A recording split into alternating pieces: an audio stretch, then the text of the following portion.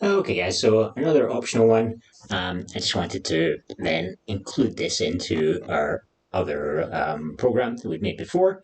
So this is if you've done the function stuff, the kind of more advanced thing, then how could we then take this and add it to our other program?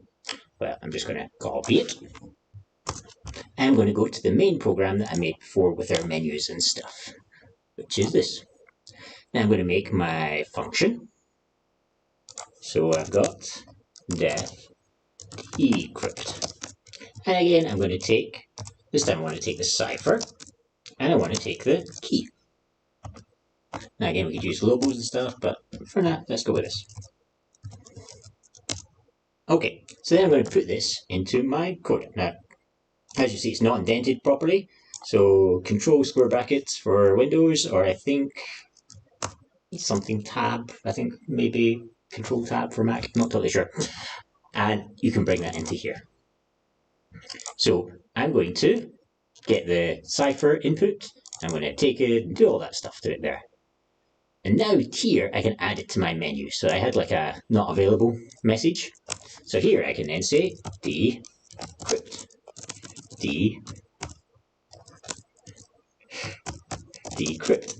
And I want to give it the cipher, and I want to give it the key. Now, notice we don't actually have a cipher yet. So what I could do is just ask the user to enter the cipher. Yeah, you could deal with the cipher that's already been generated, but let's not. Let's just make it a new one that the user can enter, because it might be coming from somewhere else, another program. And then we're going to give it to there. So, hopefully, that's going to work. Let's see. Okay, no massive errors. So let's start with encrypting a message. Now notice something I realized I hadn't really dealt with the spaces yet, so I'm going to have to deal with spaces. But for now, let's do a message without spaces, so I can say hello. And that's going to be changed to buys.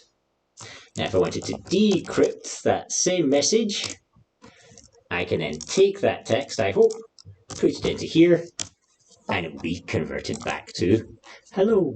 Yay! And I can expand my program or whatever I would like to do. Again, that's a capital X, capital E. Again, that's a optional extra for you that you might want to include if you were building it up into one big program. Alrighty. Next time we'll probably look at what do I need to do next? We'll look at something. I'll figure it out. Bye bye.